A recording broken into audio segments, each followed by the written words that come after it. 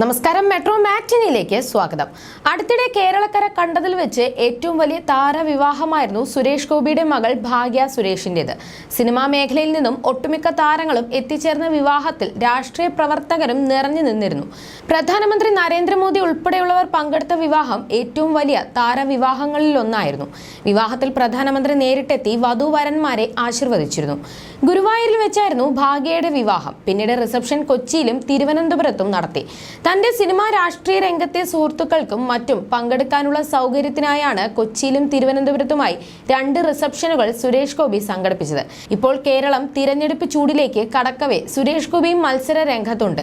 സ്ഥാനാർത്ഥി പ്രഖ്യാപനത്തിന് പിന്നാലെ എന്തു വില കൊടുത്തും തൃശൂർ മണ്ഡലം പിടിക്കാനുള്ള സർവ്വസന്നാഹങ്ങളുമായി BJPയും സുരേഷ് ഗോപിയും മണ്ഡലത്തിൽ പ്രചരണത്തിൽ സജീവമായി കഴിഞ്ഞു. മുക്കിലും മൂലയിലും വോട്ടർമാരെ നേരിട്ട് കണ്ട് മുന്നേറുകയാണ് നടൻ. ഇപ്പോഴത്തെ പ്രചരണത്തിനിടയിലുള്ള സുരേഷ് ഗോപിയുടെ ഒരു വീഡിയോ ആണ് വൈറലാകുന്നത്.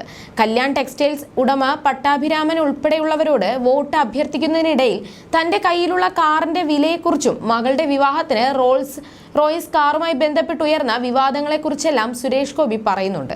വലിയൊരു സ്ഥാനത്തേക്ക് കയറാൻ പോകുമ്പോൾ കുറച്ച് വെയിലൊക്കെ കൊള്ളണം കേട്ടോ എന്ന് പട്ടാഭിരാമൻ സുരേഷ് ഗോപിയോട് പറയുകയായിരുന്നു. ഇതിന് ഞങ്ങൾ സിനിമാക്കാർ എല്ലാവരും വളരെയധികം വെയിൽ കൊള്ളുന്നവരാണെന്നായിരുന്നു സുരേഷ് ഗോപി പറഞ്ഞത്. നിങ്ങൾക്ക് കിട്ടുന്ന വരുമാനം കിട്ടിയാൽ ഞങ്ങൾ ഫുൾ ടൈം വെയിൽ കൊള്ളാം എന്നായിരുന്നു ഇതിനോട് പട്ടാഭിരാമന്റെ മറുപടി.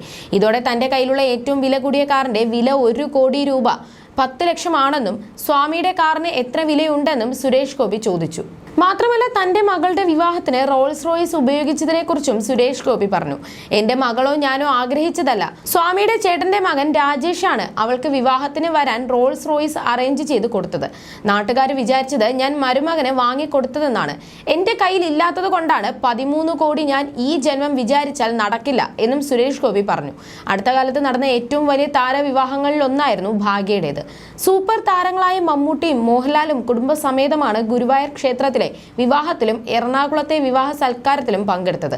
പൊതുവെ സെലിബ്രിറ്റി വിവാഹങ്ങൾ നടക്കുമ്പോൾ ആഭരണങ്ങളുടെ അതിപ്രസരം കാണാം. സുരേഷ് ഗോപിയുടെ മകൾ വിവാഹിതയാകുമ്പോൾ ആഭരണത്തിൽ മുങ്ങിയാകും എത്തുകയെന്നതാണ് എല്ലാവരും കരുതിയത്. പക്ഷെ വളരെ സിമ്പിളായി ഒരു ചോക്കർ മാലയും 2 വളയും 1 ജോഡി ജിമിക്കി കമ്മലും മാത്രമാണ് ഭാഗ്യ ധരിച്ചത്.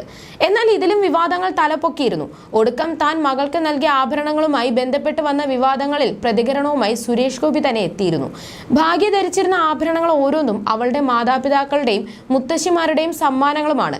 GST മറ്റെല്ലാ നികുതികളും അടക്കം എല്ലാ ബില്ലും കൃത്യമായി അടച്ചാണ് മേടിച്ചത്. ചെന്നൈ, ഹൈദരാബാദ് എന്നിവിടങ്ങളിൽ നിന്നുള്ളവരായിരുന്നു ഡിസൈനർമാർ.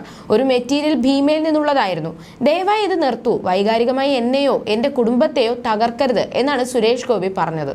You're watching me on metromatney.com. metromatney.com.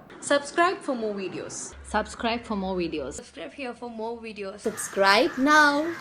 Thank you.